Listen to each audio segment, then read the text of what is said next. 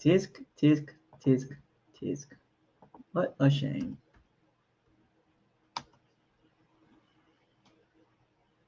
What a shame. What's going on, everybody? Welcome to Buckles Locker.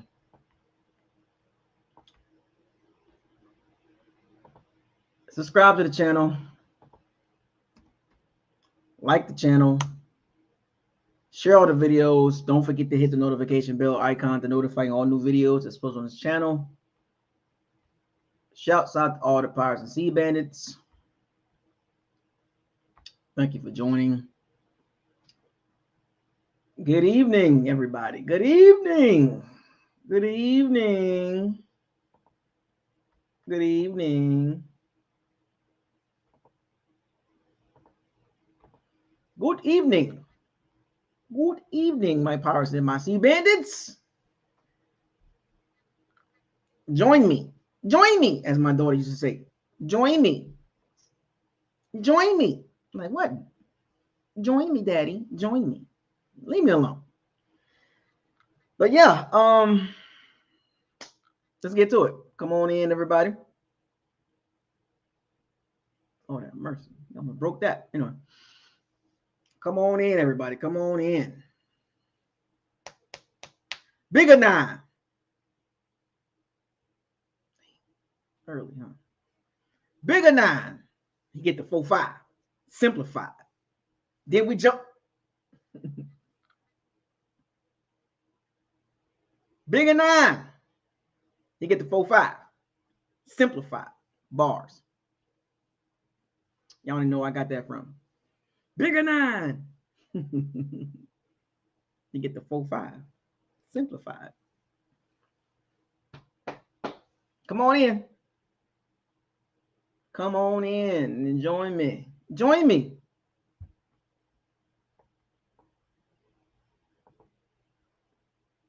We're about to get on this All-22.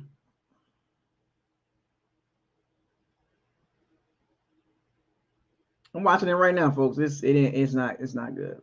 It's not good, folks. It's even worse when you slow it down. It's even worse, sir. Bigger than. So today's episode, I did not like the Bucs special teams this game either. Return units. So I was on ESPN.com not too long ago. I was looking at the Football Power Index, the FPI, and they got the Bucs at, I think it was 17. Let me see. Let me go back and look at it again. They got the Bucs at 18. Yeah. So they dropped the Bucs 2 spots from 16 to 18.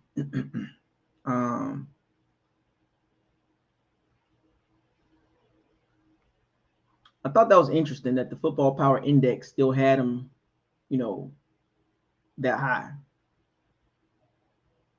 I mean, at this point, that's about right, though. I mean, I guess you can look at it like that.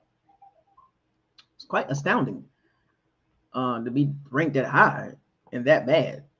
They had the Bucs ranked 24th in offense, 10th in defense, and 27th in special teams. The dreaded special teams. See? Told y'all about Keith Armstrong. Not even ESPN believes the Bucs special team is that good. They got a kicker that can't kick over 50 yards. They got a rookie punter that has a big leg, but sometimes outkicks his coverage. And then the return units are not that good still. Kickoff return, punt return coverage. Both units are still not that good. The only thing that's keeping this team afloat is the defense. Literally, the defense is the only reason that's keeping this team afloat. They're the biggest reason why the team is 6-7. I would say the defense is responsible for 80% of the record of why the Bucs are 6-7 at this point. Because if you had to put it on the offense, the Bucs would be 3-10 right now, or 4-9. Got lucky. And don't give me this last 5-minute stuff. And that's unfortunate, folks. That's the cold-hearted truth. Wasn't for Todd Bowles' defense, we'll be looking at a top 7 pick. That's with Tom Brady.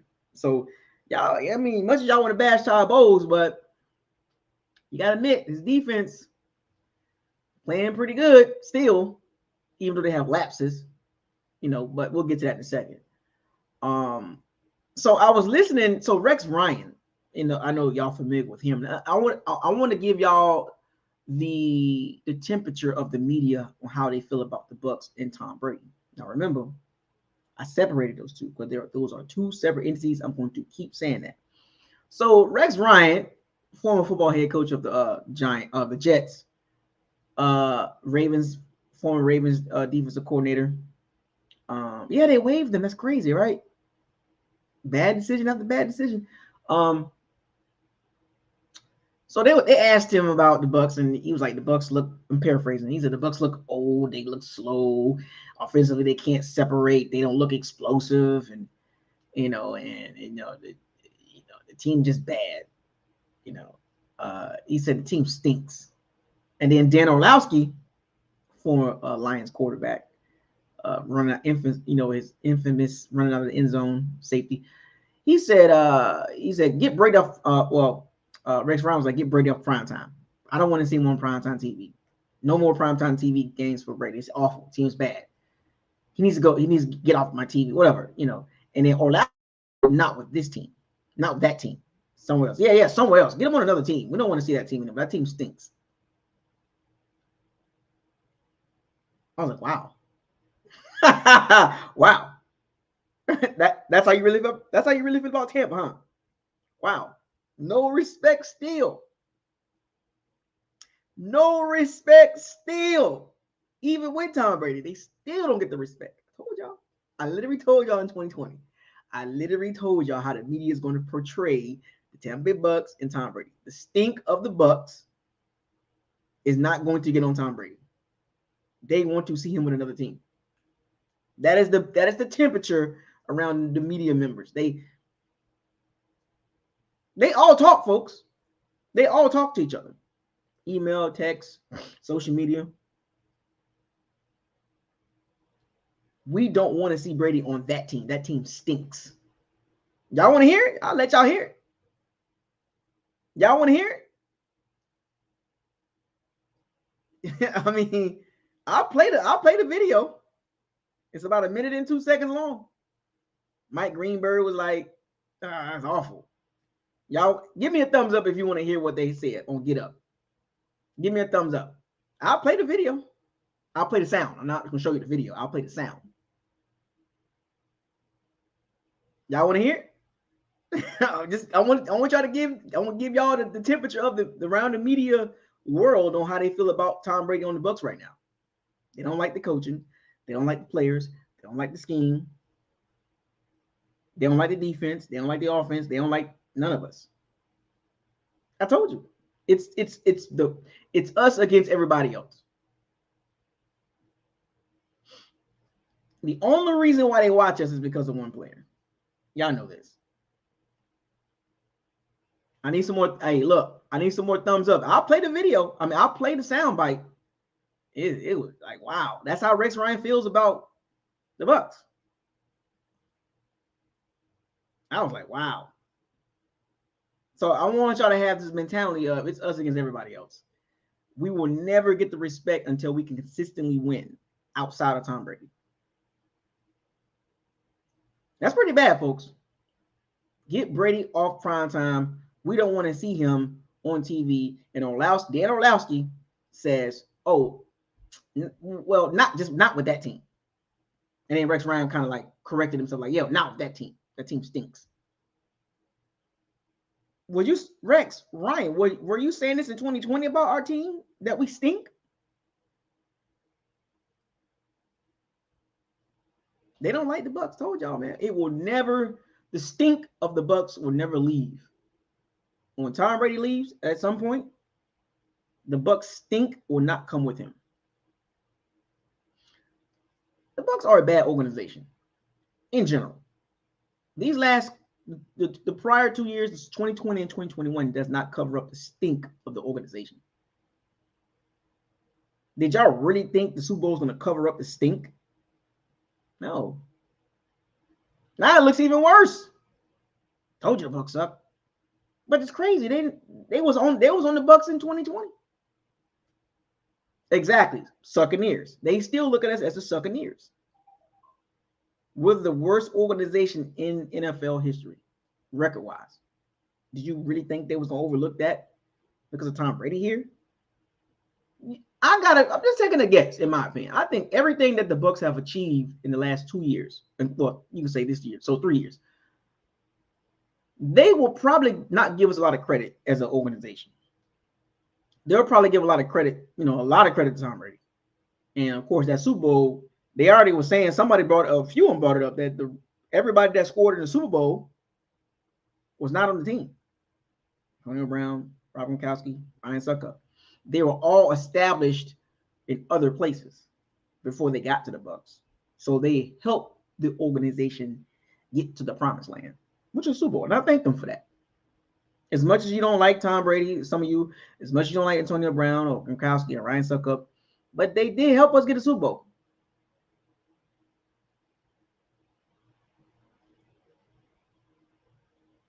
It's pretty bad.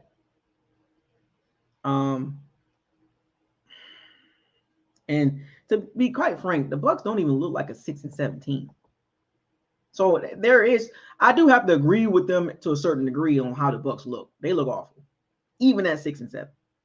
Mike Greenberg was like, we need somebody else in the playoffs. We don't want to see the Bucks in the playoffs.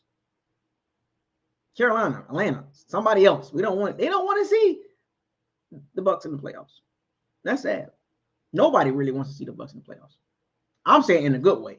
You don't want to see us in the playoffs. If we get in the playoffs, I'm just saying, anything can happen. But if we get to the playoffs and we get that first home game, most likely it'll be against the Cowboys or the Cowgirls. We beat them. I'm just saying, anything can happen in the second round. That second round, I mean, more likely going to be the Philadelphia Eagles. In Philly, it's going to be cold. We'll probably get ran through, but anything can happen, right? It's just hypothetically speaking right now. Hypotheticals, right? But we get in there. That's all you need. Get in there. But yeah, it's bad. So all 22. We'll get to that. We'll get to this all 22 in a second. Yeah, that's just sad, man. Just the sentiments of the media members on how they feel about the Bucks. They don't want their golden child to look like crap.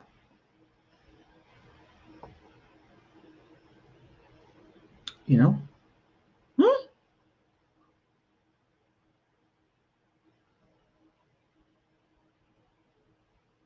I know I ain't tripping.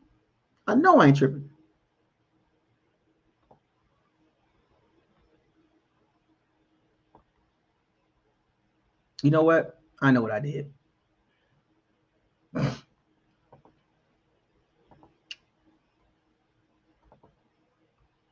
I know exactly what I did.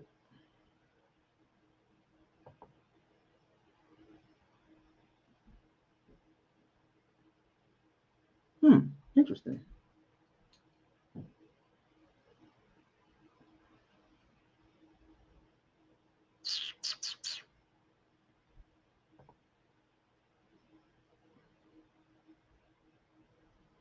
Where is my...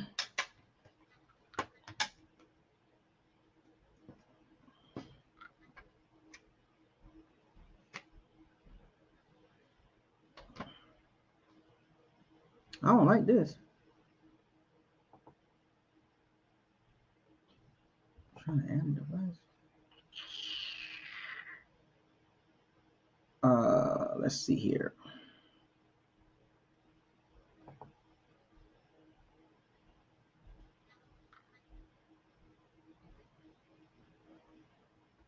I don't like this. Mm-hmm.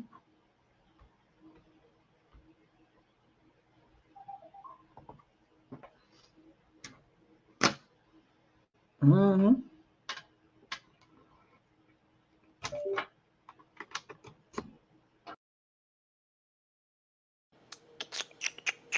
There we go. Much better.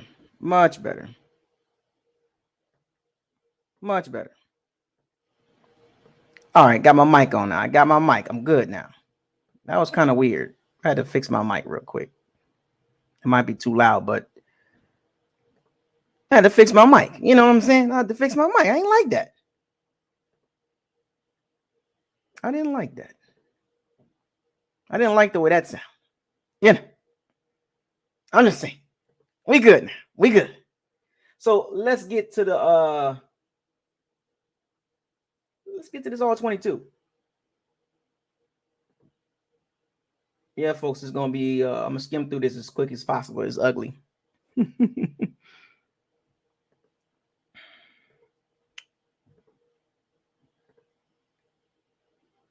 Let's get it. Kickoff return. We're gonna start early. I didn't like a lot of the stuff that I saw yesterday. I mean on Sunday. This is a kickoff return. Still gave up too many yards. He almost broke that too. Uh-oh. This is the play. This is one of the plays that I was telling y'all that set the tone. Here we are. The Bucs are in their base defense, 3-4, 3 down linemen, 2 outside linebackers. So you could say a front 5. Base defense. This is what the Bucs run on the base concepts. They're not in this formation a lot. They're a lot of the times they are in nickel. And as you can see, they got Logan Ryan here, and they got Keanu O'Neal here. That's 2 safeties, and they got 2 corners, 2 linebackers. That's pretty much what you get out of a 3-4, right? You get 3 down linemen. Well, actually, it's 3 down linemen and then 2 outside linebackers, which is Tryon and Anthony Nelson. And you got Vita Vea, William Golston, and Hakeem Hicks. I would say this. I'm very disappointed in Golston and Hakeem Hicks. I don't like what I'm seeing from them from a pass rushing standpoint. They stopped the run for pretty decent, but pass rushing wise, I don't like this trio right here together. It's too slow. And then Anthony Nelson, he's not slow, but he's not fast. And Tryon just hyper athletic, but he doesn't have anything else outside of that. You know, he's not a consistent right now. And this is the play that set the tone. Keanu O'Neal is lined up over Cal Juszczyk, the fullback number 44. This is the blitz that you guys can see. It's pretty they had Christian McCaffrey in motion, and it's pretty much simple. They released 2 receivers. None of the tight ends right here blocked Keanu O'Neal, and they ran a stunt here with Nix and Tryon. And the stunt didn't work. The stunt didn't work, obviously, right? Then you got 3 guys blocking 2. They got 2 guys blocking Vita Vea, William Golston. They got 4 guys going out on the route. Basically 4 against 5. And that's a nice blitz call. Perfect setup. And nice disguise. And bang. Flag. You can see it from the backside.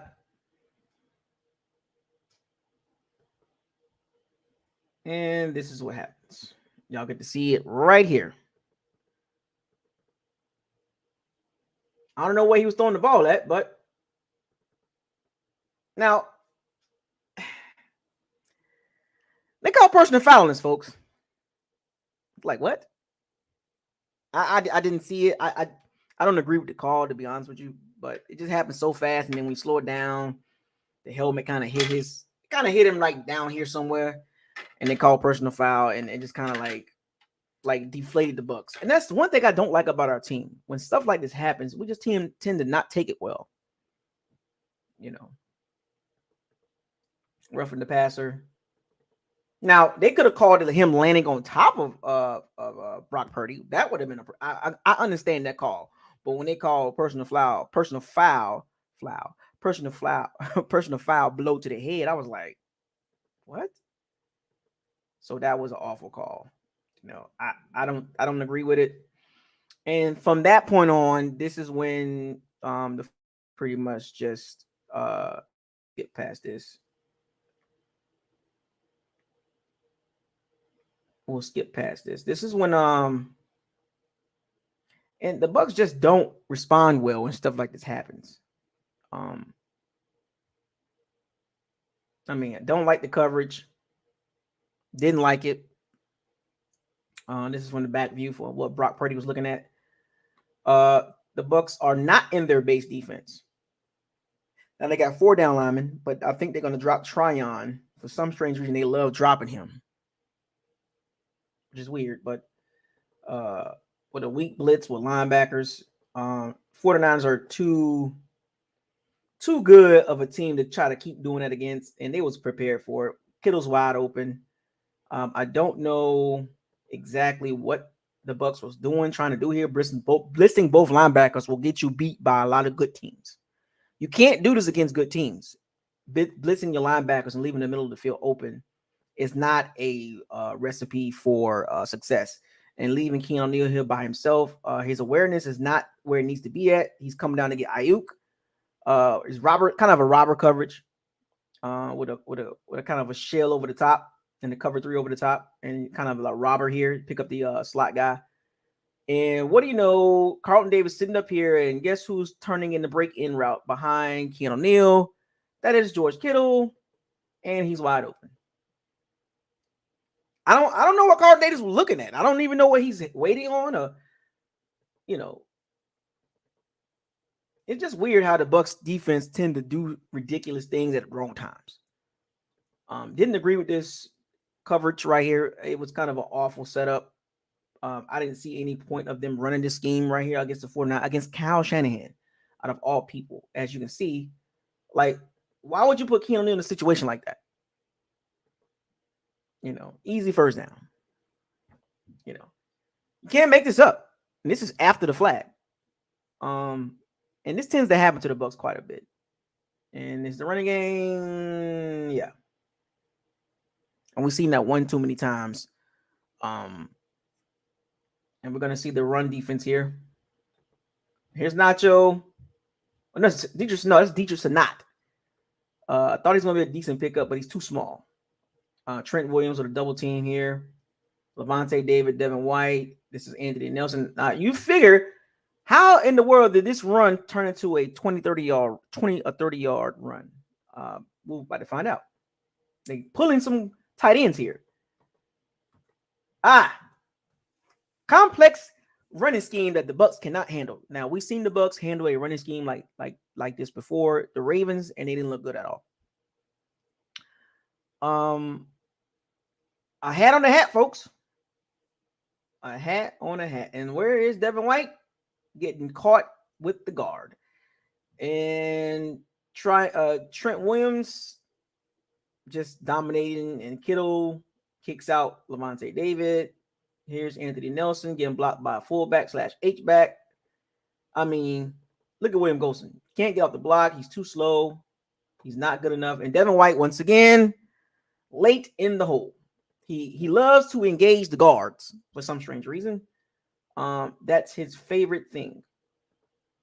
I want to get back to Devin White. He waits on the guard to come at him. I don't understand that. Here's Devin White right here.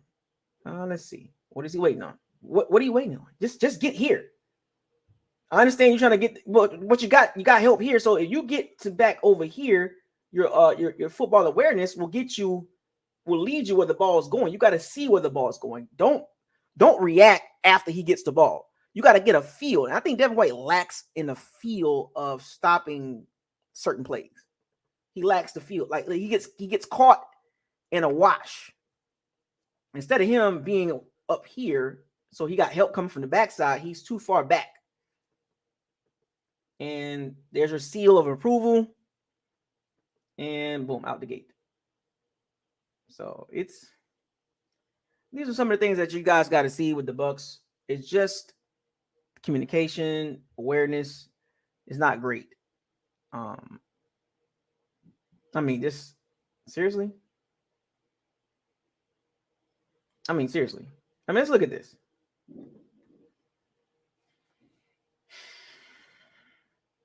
This is modern day offense, folks.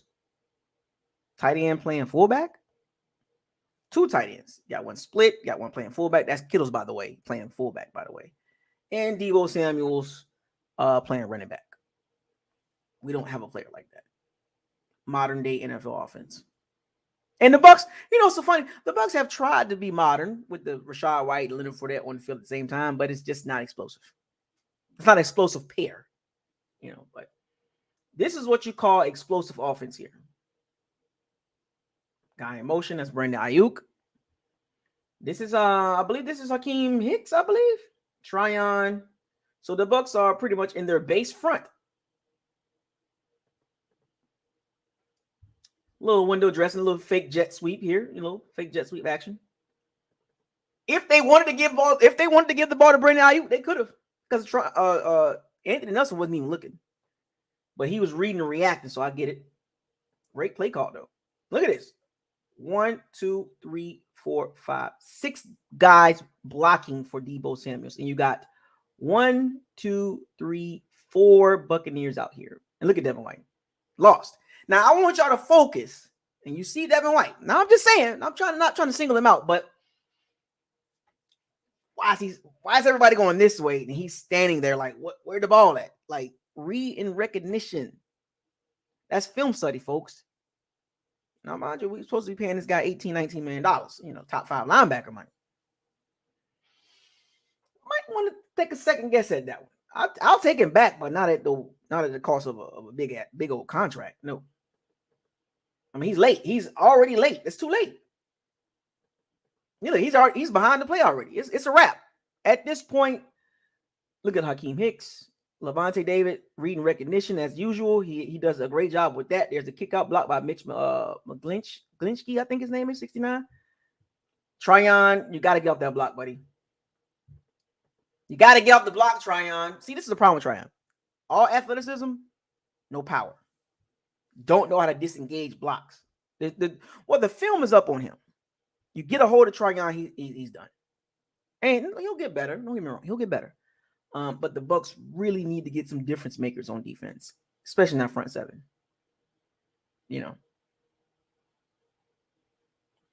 They really need to get together and get some explosiveness on both sides of the ball, specifically in the front 7 and on the O-line as well.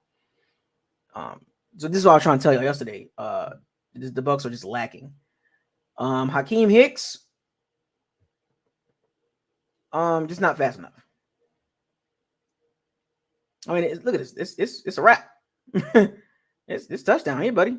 Look at Devin White way back here. Toss sweep, but it was with a jet sweep though, with a pulling guard and a lead blocker as a tight end. And it's a wrap. You got the edge, and look at Devin White. Whiffed. The Bucs just are not good enough. And this all came because of that personal foul. It happens all the time. Tompkins, let's get it. Let's get it with it. Get past that. At least he runs straight ahead. Now look at this. The Bucs, this is the first drive, by the way. This is the first drive. The Bucs always do this. First drive, it looks pretty good. Chris Godwin in motion. The Bucs are in a I formation, 2 tight ends. Cade Otton, Cole Kiff right here. Kind of what the 49ers did. This is exactly what the 49ers did, right? But this time it's the opposite. They ran Chris Godwin into the run play. Ayuk was going this way. He was going the opposite way. Counter, it's a counter tray. Kick out block, boom. That's Leverett right there, pulling guard. Seal of approval. I like this. I like this design. I like this design. It's the problem is with the Bucs is consistency. Look at this. This is a nice block scheme. This is nice blocked and crispy. But the Bucs don't have consistency. That's the problem. The Bucs lack consistency in running the ball. And they ran the ball a couple times on this drive.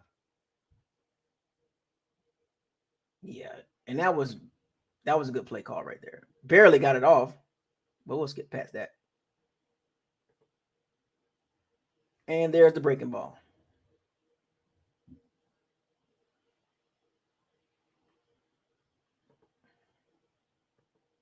I mean, just look at 76. You see Donovan Smith here? Look at this.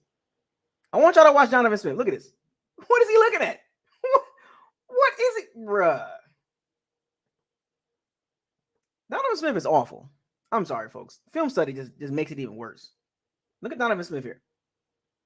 Number 76. Now, look how many guys they got ready. Look at Nick Bosa here. They got two tight ends and a right tackle on Bosa's side. So all the attention is over here. You got one job. Block this guy here. Watch what he does. Oh, I'm sorry. Go down block. This is a play action, by the way. And he completely misses the block. Look at Donovan Smith. Look at it. Look at 76. Highway 76. Completely missed. Fam. Y'all see this?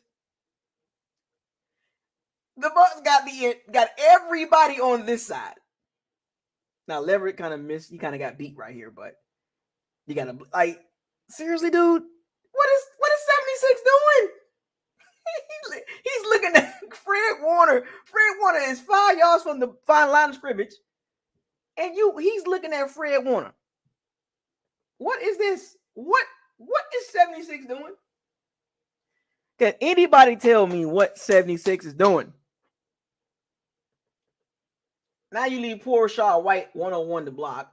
He completely whiffed on this block. Now Brady's looking up here at the top. You got Ward and that safety dude, the fake Troy Polamalu, looking at, and then you see Fred Warner. He see what's coming. He see it. Because Brady's looking that way. I don't know what's going on here, but it's going to be an out route. Oh, and you see Ward, right? You see Tre'Davious Ward? Evans is breaking into an out route. That wasn't going anywhere, folks. That out route wasn't going anywhere. Even if Brady would have got that throw out of there. He was breaking on the ball. He was breaking on the ball. And there's their ball. Breaking ball. Sometimes you kind of want Brady to stand in the pocket and just fire that thing, but that's not his game anymore, folks. He's not. I'm telling y'all right now. Some of these throws, yeah, the O-line didn't block well, but also some of these throws, he is not going to take a hit. He's going to throw a dirt ball. We've seen quarterbacks standing there and take that hit and make that throw. Oh, not Brady. Oh no. If it ain't like clean, he ain't taking no. He ain't taking that. You know what I'm saying? Just keeping it real with y'all. He ain't taking no blows, man. I want y'all to see this again.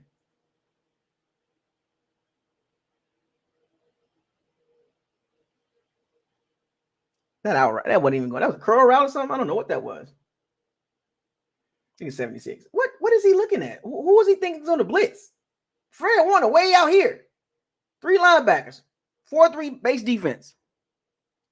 Alshir, whatever his name is. I can't pronounce his last. Alziri, whatever his name is. He blitzes. I mean, what? Lever got beat too. Pretty bad. And look at this. What is he looking at?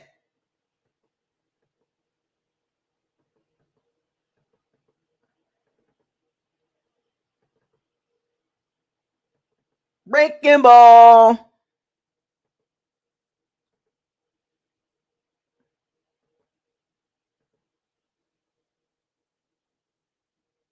I don't like that. That's weak first down. Cool, kid. I'm trying to skip to some good plays here. Everything is short. Matter of fact, I want to go through this. I want to see something here. So this is a clean pocket. Clean pocket, Tom Brady. And what's the rush? Okay. So let's go back and see what was the issue here. That was a clean pocket. Oh, let me go back. I want to go back. This was a clean pocket. So I'm trying to figure out. I want to see some of these clean pocket throws. That's good blitz pickup by Rachaad White. Clean pocket. Anybody open? Nobody's open. Clean pocket. Nobody's open. Look at the separation. Look at the separation. The only thing that's open is a check down.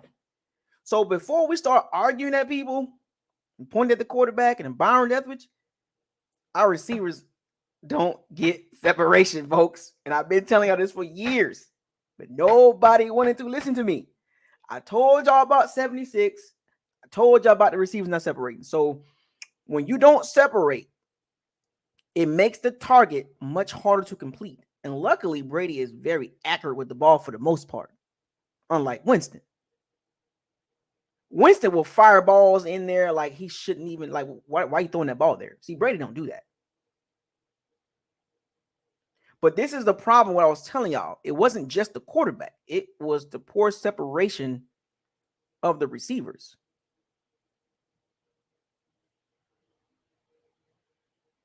One of the worst groups in the NFL. Julio Jones is the only receiver ranked in the top 30 in separation.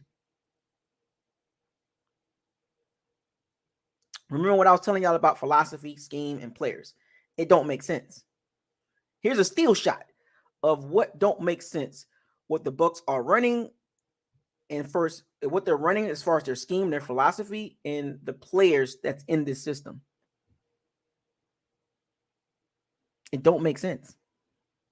The receivers are too slow. They're too inconsistent. As good as they are, they still inconsistent and they don't separate well consistently. Now, there are some plays that you'll see guys wide open. Don't get me wrong.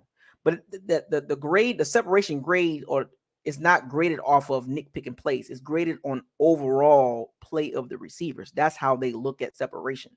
You can't pick out 4 or 5 plays when they get open. You got to look at all the routes they run, and you got to look at the separation.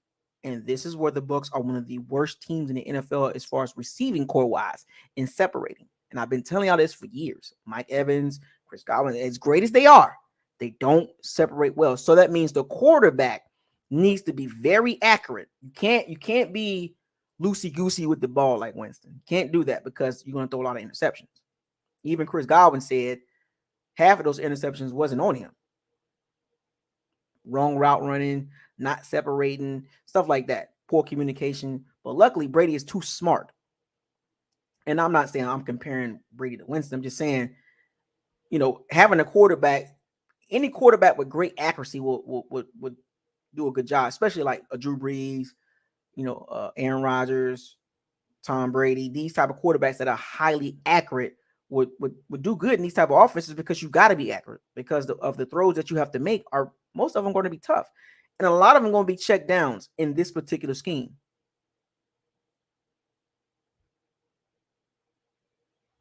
The Bucs are not dynamic enough to run these crossers, these pick route. They're not dynamic enough. They don't separate well. So when you don't separate well, your route tree, remember now, route, there's so many routes you can run, right? But there's combinations of routes that you can run, and certain guys can run certain routes very well. Mike Evans is not known to be a route runner.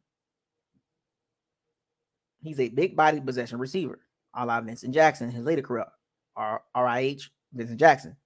Chris Godwin is a possession receiver, take hard hits, make tough catches. Where's the speed? Oh, Scotty Miller, he can't catch.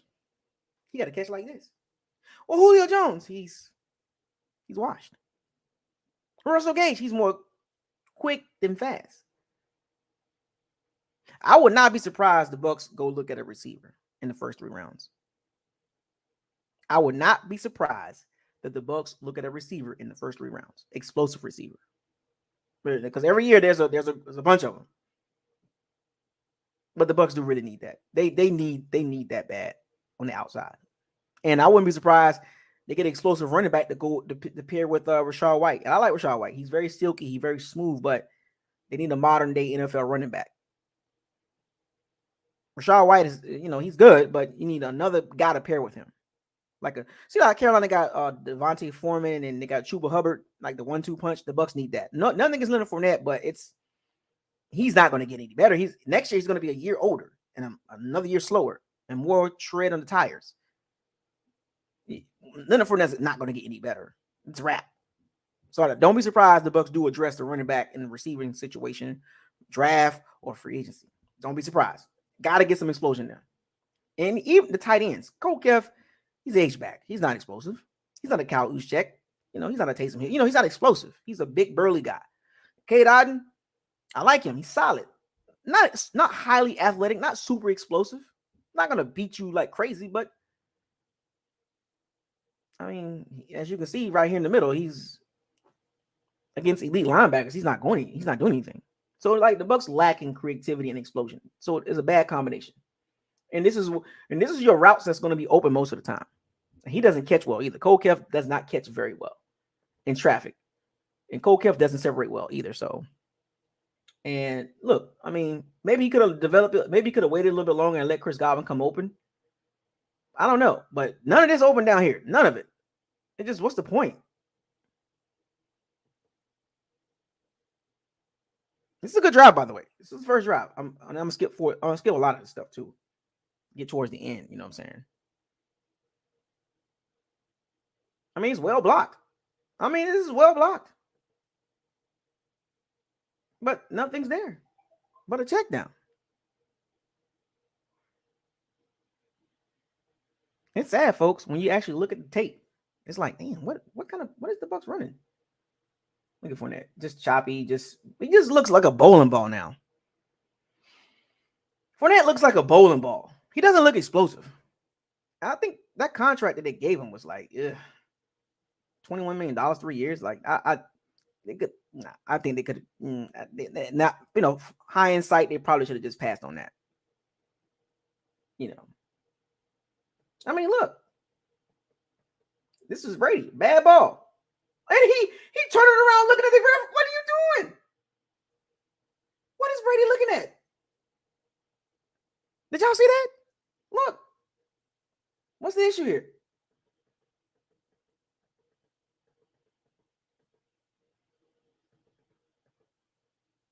Oh, gee, that was a horrible throw. What's the issue, Brady? Decent pocket, right? It was a decent pocket. But once again, I want y'all to look at the separation. Look at the separation. At the top of Brady's drop, he's looking like, what's taking so long? Nobody's open. Nobody's open. At the top of it, he's looking. The protection is there, but he's looking like, man, what's going on here? And in the minute he feels any pressure, he's not standing in that pocket, folks. He's not going to do that and take a lot of hits. And to be honest with you, there was nothing really there. But it came late, but this guy was open. But he was there. He was already zeroed in on the out route. Was it a Julio Jones route ran wrong? Was it too deep? He didn't flatten out enough? I mean, what was it? It was bad. I don't know what it was. It's inaccurate.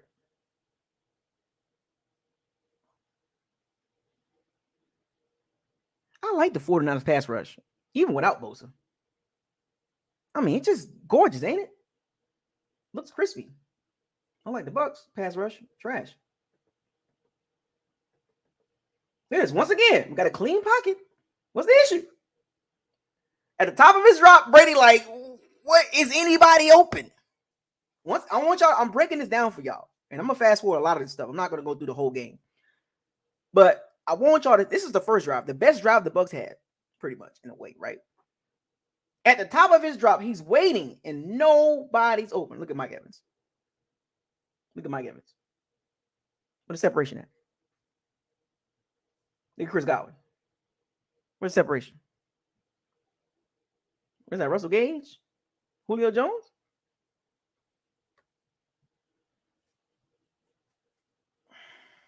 Nobody's open. What are you supposed to do? Look, nobody's open. So we can't get on Brady too much. I mean, well, we can't get on Brady in his bad throws and his breaking balls. Y'all know about that. But I'm just saying, these receivers is not doing good either. They're not good enough right now. I don't know. Godwin still don't look 100%. I don't care what y'all say. Godwin's not 100%. I mean, nobody's open. This is awful. This is an awful offense, folks. Y'all got caught up in them names. Try to tell y'all, man. This is a great pickup by Leonard Fournette. Great pickup. There's nobody open. What are you supposed to do? Look at Brady. He's just struggling, man. He can't move. He can't get out of the way of pressure. And this is the second play that changed the game. A 55-yard field goal from a kicker that has never shown you he can kick over 50 yards. But you're going to kick it anyway. That's coaching. So we literally seen a drive. That was awful. So we literally seen a drive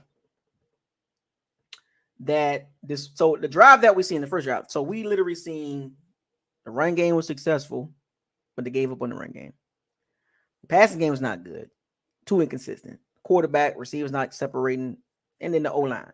So they have the recipe for a bad team. They have all the ingredients of a bad team. Don't let the record fool you, folks. Don't let the record fool you. 6-7, that's middle of the pack, but the play on the field does not scream middle of the pack. This screams bottom 10 team. And like I said, they could be a lot worse, but just saying.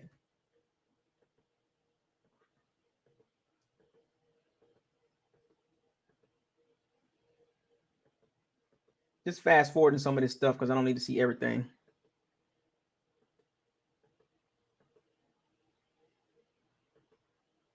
Oh, wait a minute. This is I think this is the Mike Evans one, right? Hold on, I forwarded to, excuse me. Yeah, this is the Mike Evans touchdown. Yeah.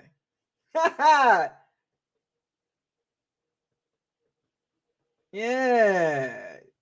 Oh, boy. Changed the game. So, personal foul, Keanu O'Neal, missed kick by Ryan Suckup, and this play. And the 49ers was confused. Because they thought here's the thing. It was supposed to be a quick route. And I don't know what was going on here. I think Julio Jones don't know the playbook. I think he still don't know the playbook. He's still struggling out there. Because you can see Brady was looking to throw the ball. This is not even Brady's main. This is like his fourth read. Third or fourth read. And it had to be wide open for him to make that throw.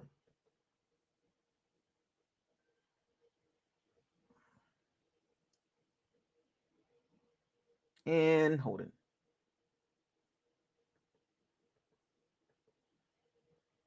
Brady wanted to throw here. Julio Jones was supposed to be a hot route. Julio Jones still don't know the playbook. Look at this. Brady like, what are you doing? It's a blitz. Like, I need you to be ready to turn around. But look at 76. Getting driven back to the quarterback.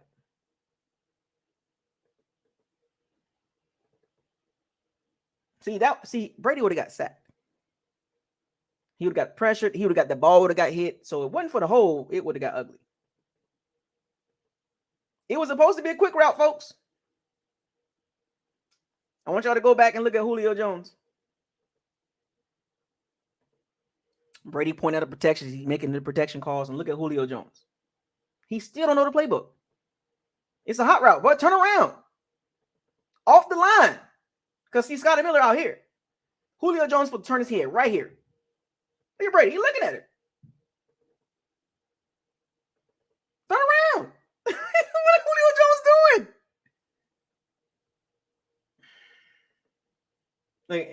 Nope, nothing here.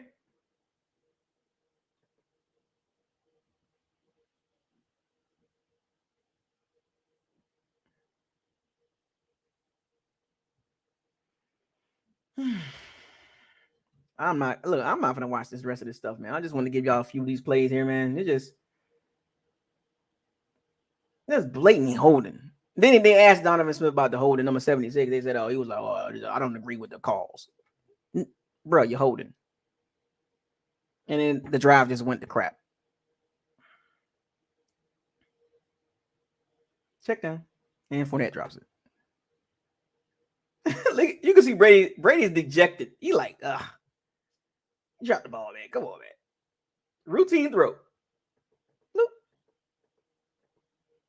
Brady's reaction says it all. He like, Jesus Christ. You see Brady body language? He like, man, this dude's not good. Fournette I don't understand what he's looking at. When he runs the ball, what is he looking at? Fam, oh my good. I want y'all to see this. He has no idea, bro. He's not a shotgun running back. He's a power. Look at Fournette. I want y'all to look over here. Watch where he runs the ball instead of over here. Watch this. Bruh. Are y'all seeing what I'm seeing? Are you guys seeing what I'm seeing? Hold that thought.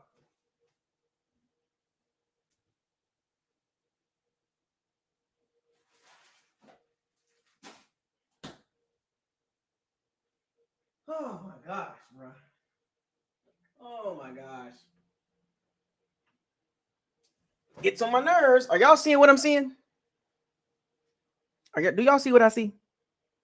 Look at this. Where's Fournette looking at? Why is he going this way? Why he not cutting it back in? That bro has no instincts, bro. He does not have a feel to run the ball out of a shotgun. He always look for contact too. That's what I'm saying. I think the Bucs need another running back. They do. I'm gonna keep it real with y'all. They do.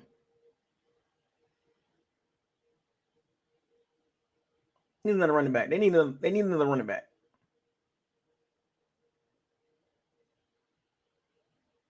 You know, hold up. Y'all see Nacho? This is why I don't like when Todd Bowles do this sometimes.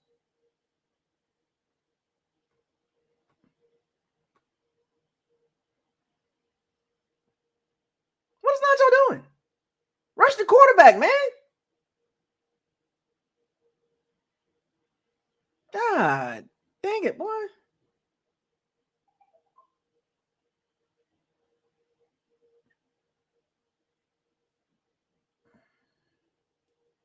Here's another running play by the 49ers.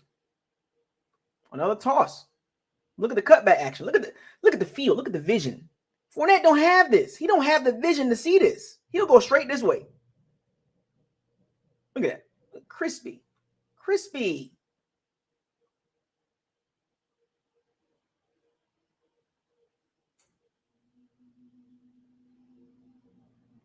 It gets worse, folks. It gets worse. Worser. Look at this. Another toss play. Look at David White, what you doing?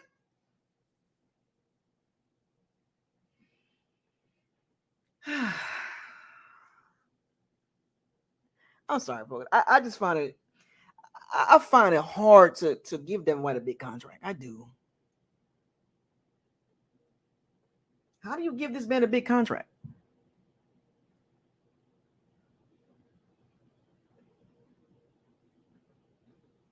How do you give Devin White a big contract?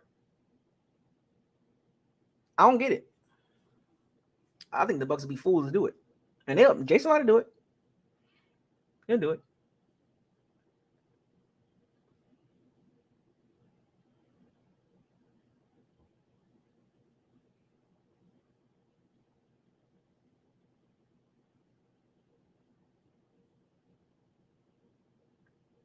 The Bucs look so clumsy. I ain't even gonna hold y'all. The Bucs do look clumsy though. As a unit, as an overall, they look clumsy. They just look like a big clunky team. They're not consistent overall, period. Y'all literally watching the film with me. They got below average outside pass rushers, a below average interior line, D line, O line.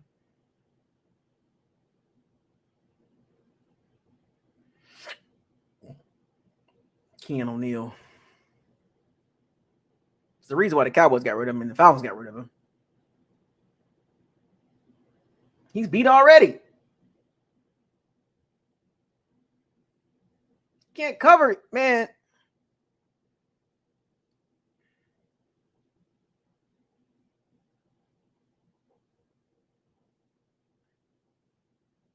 The Bucs are so amped up to stop the run, bro. They be so amped up to stop the run.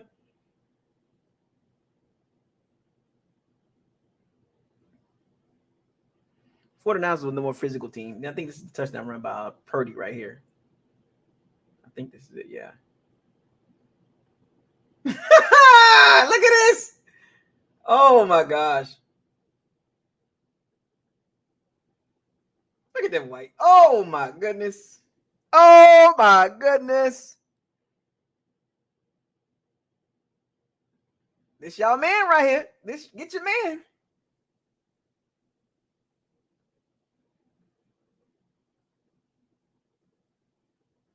Hakeem Hicks does not disengage well. Look at Devin White. Now, here's the thing. Uchek was open. Purdy didn't see him. Uchek was open. I want to go back. I want y'all to see this. Uchek was open. Debo was open too. Purdy just panicked. That's all. That's just a rookie mistake right there. Not a mistake, but he didn't see the field well. But the guy was open. The guy was open when he stepped up in the pocket. Right there. Look, right there. Look. Uchek was open. Wide open right there. And Devin White. Jesus Christ. Bruh. I just find it hard to believe that you can get Devin White $18 million. You can't do that. That would be a asinine move by the Bucs organization. If the Bucs get Devin White $18-19 million, they need to be slapped. There is no way you can give this dude $18 million. He's not an $18 million player. I'll give him 10.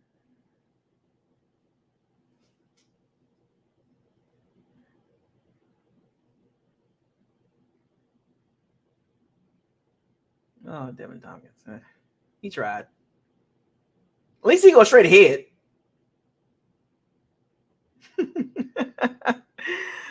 I just don't see how you can get Devin White a lot of money. You can't do that. And look at this formation. Look at Fred Warner. Look at Fred Warner. Oh, Jesus. Look at Fred Warner.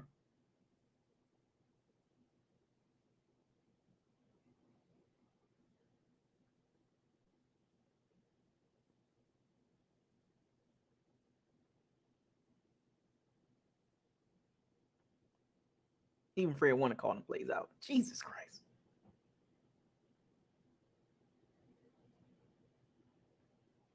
I mean, you're not even looking down the field. Just turns around and fires the ball. Don't even look down the field.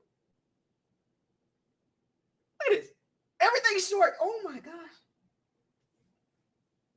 You remember, I like to go back to the Dork Cutter offense. First year Bruce Arians with Winston. The true Bruce Arians offense is option routes. That means the receiver and the quarterback got to see the same thing. Okay? Puts a lot of yards, a lot of turnovers, a lot of sacks, a lot of quarterback hits, but you're taking a risk. That's why it's called no risk, no biscuit. So I want y'all to understand what option routes are. When a receiver releases, he has to read the coverage. You basically have to be on the same page with the quarterback sees.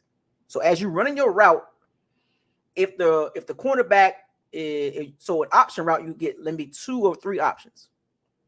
And as the quarterback hit to his top of his drop, 5-step, 7-step drop, if the DB is playing soft coverage, you turn around and you run a curl or deep end. or a skinny post, depending on the position of the cornerback or the safety. And the issue with Bruce Arians' offense, when you're running option routes, if you are wrong as a receiver, you put the quarterback in a bad situation. Interceptions happen because the quarterback's saying you're supposed to continue up the field or you're supposed to stop, whatever, settle down. We saw that with Tom Brady in 2020, and when the Bucs were 7-5, but Brady was doing pick after pick after pick, and they cut out the option routes slowly but surely. They cut out the option routes, and this is a detriment on the receiving core that we do have. This tells y'all that the Bucs had to cut out the receivers' ability to think as they run the route. They simplified the offense because of the quarterback and the receivers. They could not get on the same page with the option routes. I'm gonna repeat. Option routes, the Bucs receivers cannot run option routes. They don't think well on the run. They don't see what the quarterback sees very well. Go back and look at 2019 and go back and look at 2020. They had to cut out the option routes. That's why the routes are pretty much simplistic. You run here, you run there. You do a flare route, you do a curl route, you do an out route, you do a cross route. They can't run option routes, folks. This offense is limited. It's limited. Look at this. Look at the routes. Look.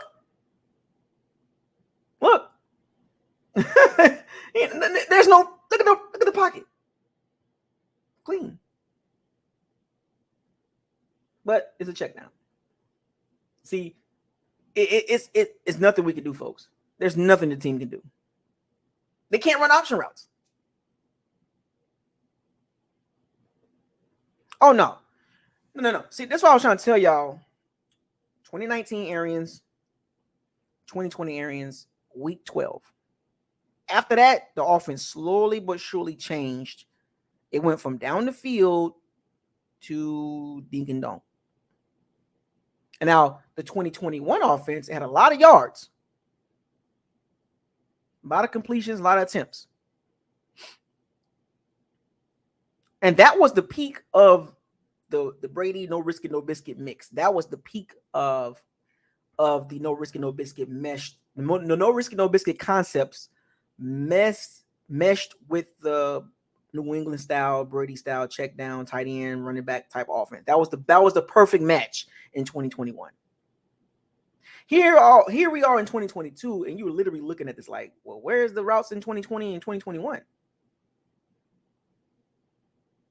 It's like, why are we seeing more shorter routes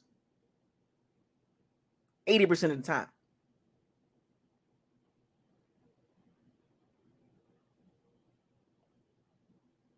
Check down time.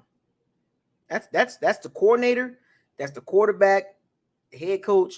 That's the offense that they feel like was the best thing to do for them this year.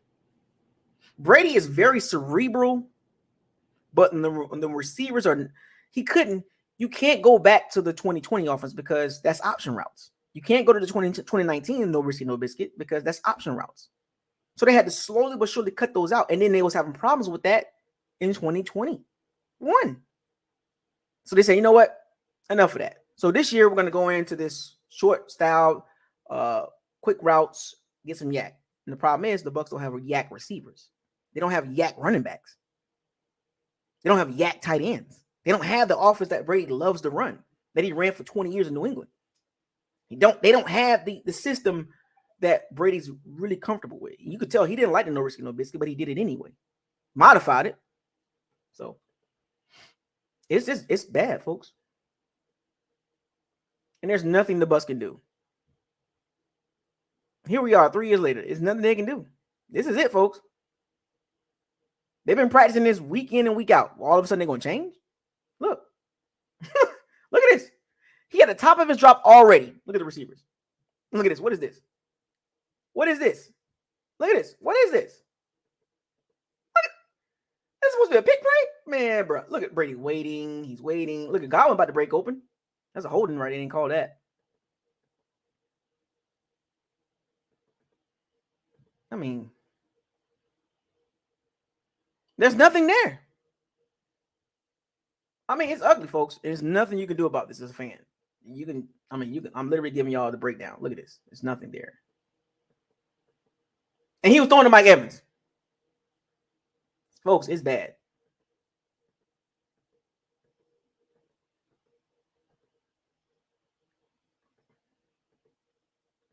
It's bad, folks. It's pretty bad. Logan Hall in the game. Oh, Tryon.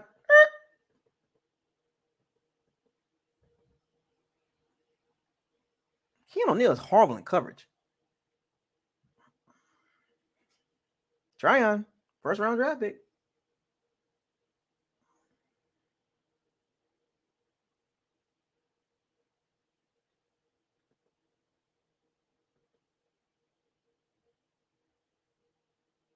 I mean, just it is.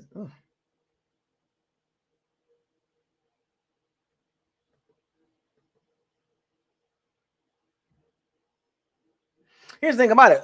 Brock Purdy completed 14 balls in the first half, completed 2 in the second half.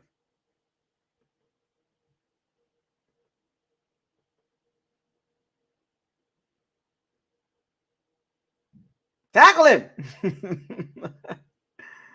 Oh boy, it's ugly, folks. The Bucs are just too inconsistent. They're too inconsistent. Look at this, bruh.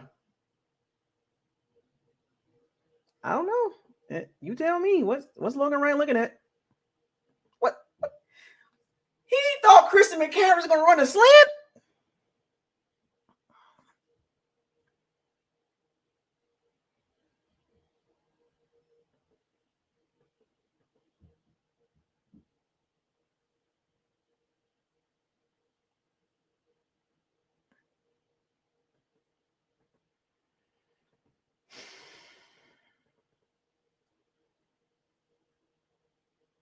Ugly, folks.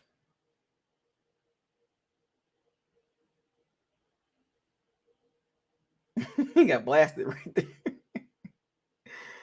Bruh, what is the Bucs doing, man? I'm not. Look, I'm gonna skip to the end in a little bit, but why do they keep running this bull crap? Look at this. 5 wide. They do the same thing every time. Oh my goodness, bro. Folks, it's not going to change.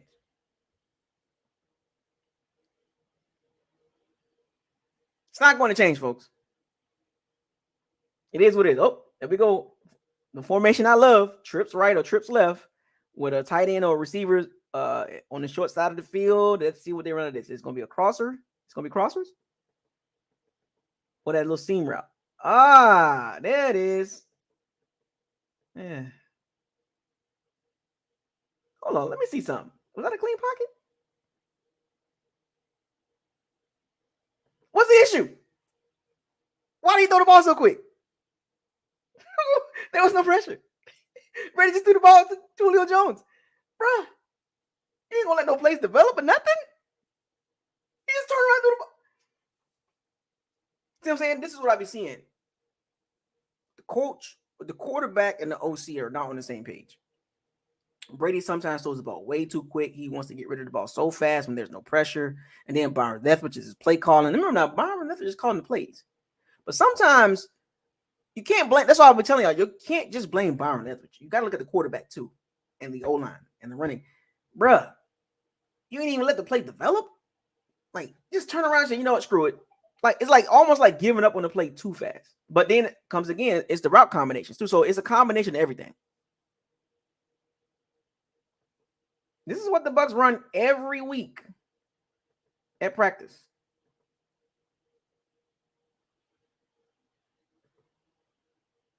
It's bad, folks. Y'all literally get to see the breakdown of this. This is bad. Look at this. Same play. It's bad, folks. I want y'all to see this. Everything's the same. Oh, well, that trips left. What did I tell y'all? Trips left. Tight end on the short side of the field. Guy in motion on the outside, the splits, he coming inside, and guess what he's gonna run? An in breaking route. Tendencies, man. Look. When they know what's coming.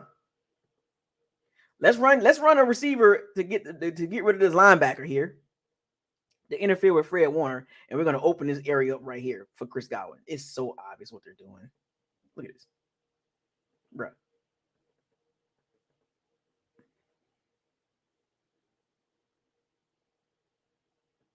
It's so obvious what they run. I literally just called it out for y'all, folks. I literally just called it out for y'all.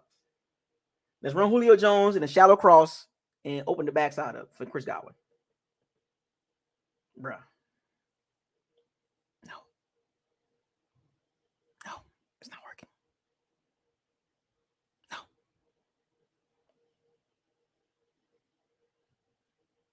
It's bad, folks.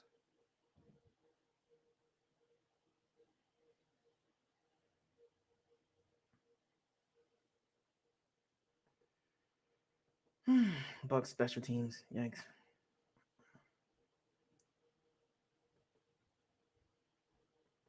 They get them contra. Oh boy. Nacho. Nacho, what you doing?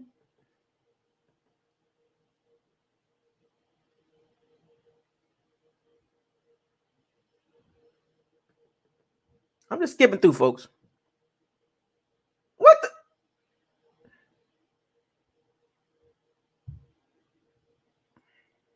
This is the second quarter, by the way, folks. This is the second quarter. What's Devin White? Why are you always getting washed in the pile, man? Look at him. He always in the mix here. He's never. Oh my gosh, bro. Like, I hate this thing about Devin White sometimes, man. It's annoying with Devin White. He plays good, and then he just disappears. It's annoying, man.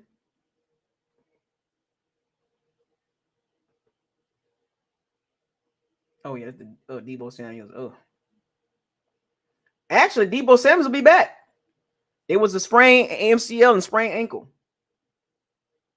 so he dodged the bullet. So he'll be back. And the Bucs still can't run block. Look at this, bruh. Like, fam. All right, and once again, trips left.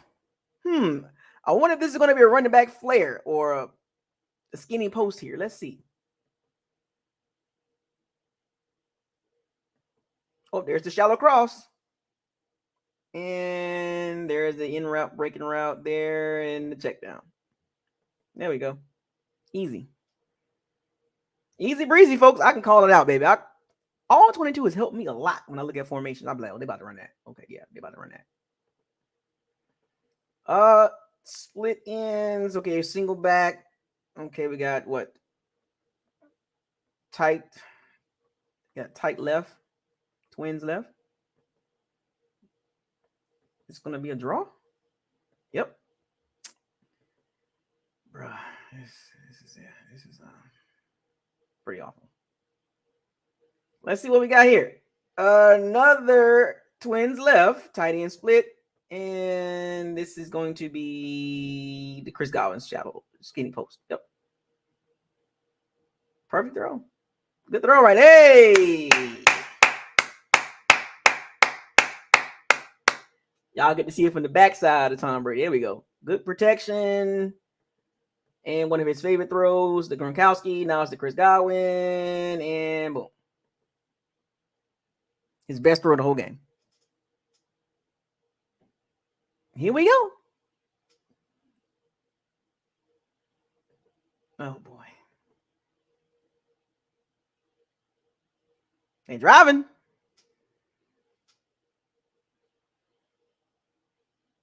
Everything is so fast. Like, yo, they don't even, like, they're not yak receivers, bro. It's like,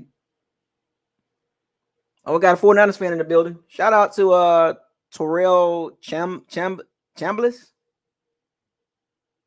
Did a running game. Oh, boy. Awful. The Bucs still can't run the ball.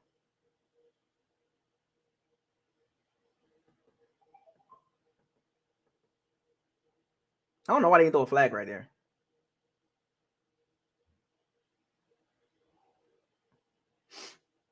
And in the red zone, the Bucs are awful.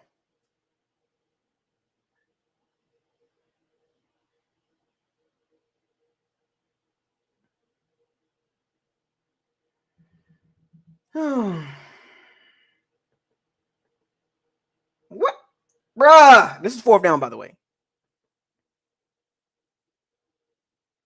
So why didn't he throw the fade to the back of the end zone? Like, why wasn't the ball thrown back here? Why did he drill it? The Bucs are awful. They can't do anything in the red zone.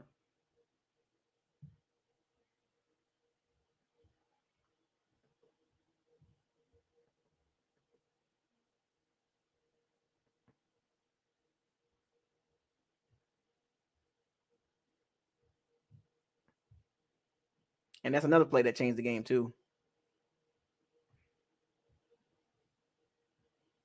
The Bucs are awful. And that's just the whole cold hard facts. Look at this. What? Bruh. What kind of coverage is that? Option route. Curl. What, Jamel D? What?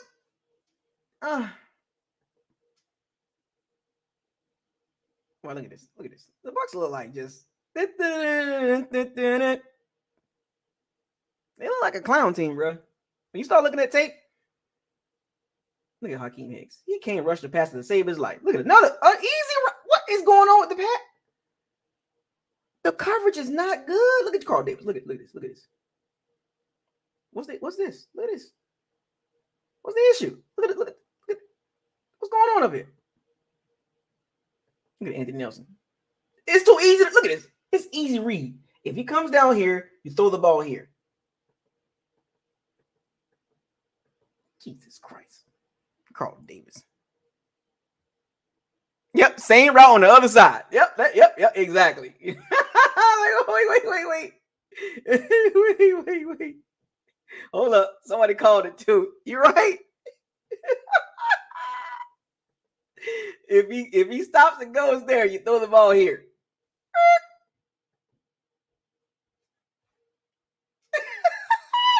They went to the other side. And oh boy, Jesus Christ. Boy.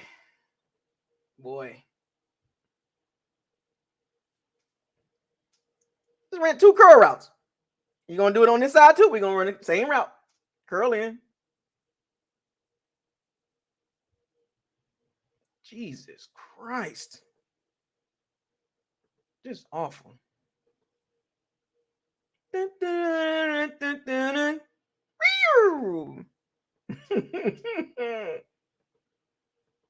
Oh, interception by Anthony Nelson. Let's go. In the flag.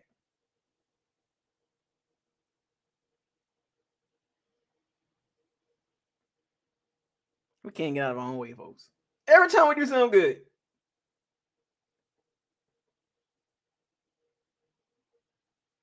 Anthony Nelson. Go ahead, man. And the flag.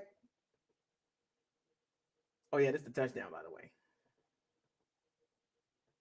Look at Jamel Dean. Got him! As we say, barbecue chicken. Look at Jamel Dean right here. Barbecue chicken.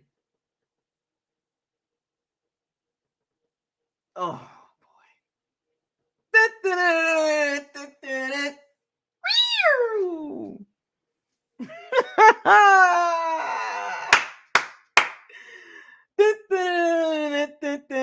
oh, all he had to do was turn around and intercept the ball. Panic.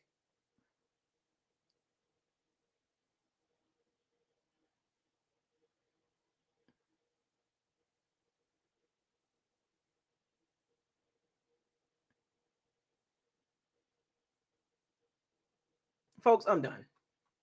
That's it. That's enough. That's the second quarter. I don't even want to watch nothing else. That's just awful. I don't want to do this. I don't want to do it. I'm done. That's it. That's a wrap. I'm not finna watch the rest of that. I don't need to do anything else with film study. I've seen enough. Dun, dun, dun, dun, dun. That's what the Bucks look like. They look like the Dort Cutter Bucks this year. They look like the Lovie Smith Bucks. They look like the Greg Schiano Bucks right now. That's even with Tom Brady and Julio Jones and Russell Gage and Leonard Fournette. I can't even finish the rest of the film study. It's just bad. And I don't want to watch the second half. They didn't do anything in the second half. Forget that garbage touchdown. The 49ers had 209 yards rushing.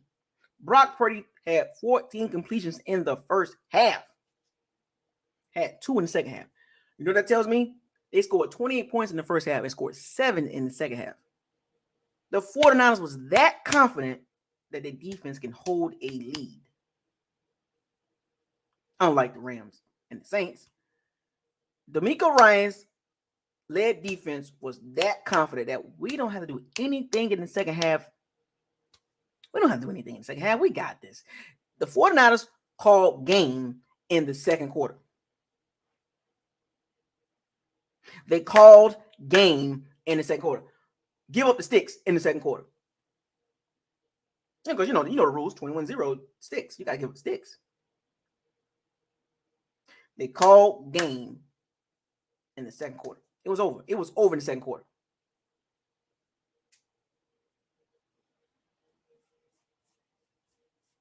They didn't do anything in the second half but run the ball. 2 completions. And the Bucks had a bull crap touchdown. A garbage time. An extremely garbage time lucky touchdown. That bounced off of Chris Godwin and it just so happened to luckily hit Russell Gage's hands.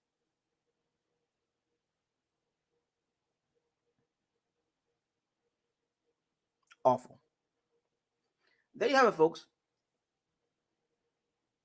Didn't even get to the second half. Don't want to watch it. The first game all year long since I had All-22 that I did not even watch the second half or didn't even get to the second half. I don't want to watch it anymore. See, this is what I was trying to tell y'all. Now that you have a clear view of the team, it is what it is. Don't get mad.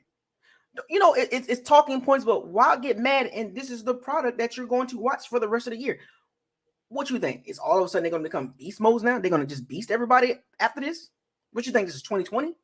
Oh, let me guess. You think this is 7-5 and they're just going to go on a run and just 4 games.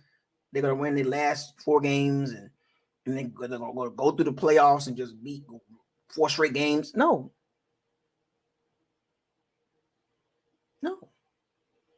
The reality is, now my expectations is still Super Bowl or bust, but the reality, now remember that probability versus possibility, right? Is there a possibility that the Bucks get to the Super Bowl if they get into the playoffs? Is it a possibility that the Bucks can win 4 straight? Sure. But hashtag, what do your eyes tell you?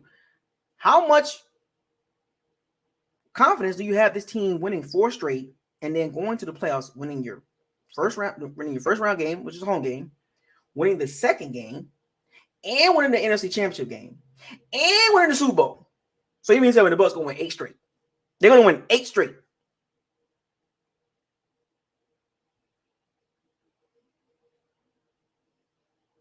They're going to finish the season 14-7, 8 straight games.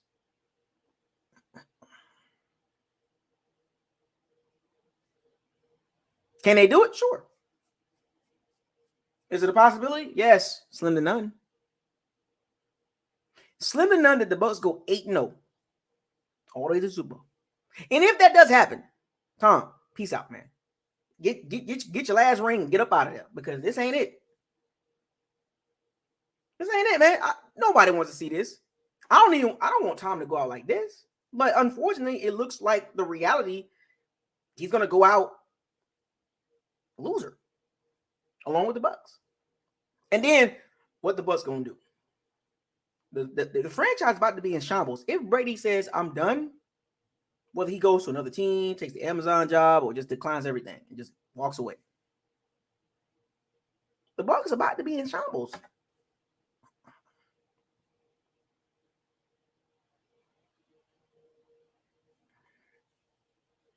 I hope y'all ready for the future, folks. I am. I'm just ready to catch up with everybody else. And I hate to say the season's not over. I'm just giving y'all foreshadowing, giving y'all some sunlight. Because there is some sunlight here. It's not all dark for the Bucs, but they better be thinking short term, mid term, and long term. Because in the immediate future, short term, this team does not look good.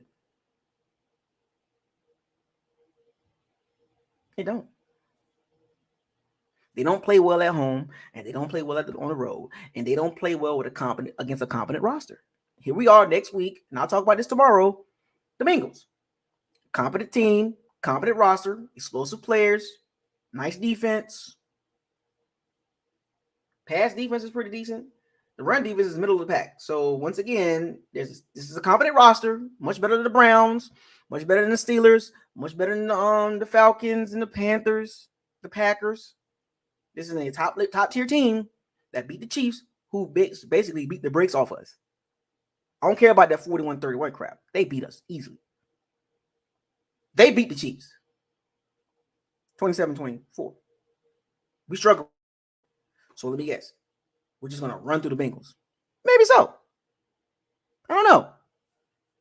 Anyway, the Bucs, they are who they are. You can make yourself believe they're something else.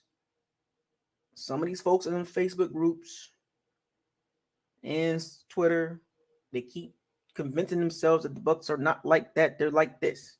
They don't want to accept the reality. But over here, most of us have accepted reality. The Bucs are not a good team.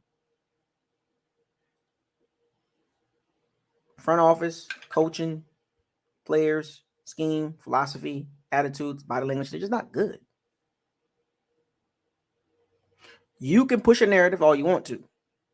But remember, facts over feelings.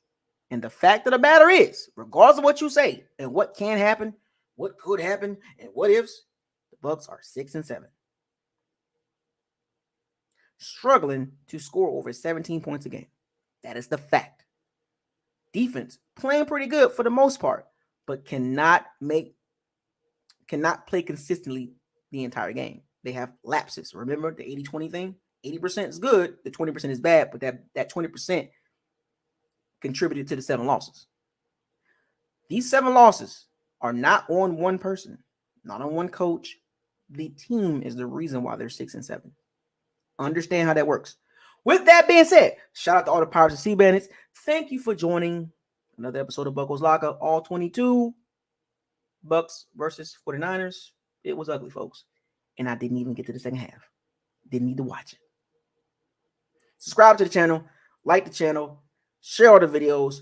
Don't forget to hit the notification bell icon to notify all new videos that's posted on this channel. With that being said, fire those cannons. Seize the day. Raise a flag. Hashtag no risky, no biscuit. Hashtag facts over your little feelings. Hashtag bombs away. Hashtag stay humble. Please stay humble. Hashtag probability versus possibility. Hashtag what does your eyes tell you?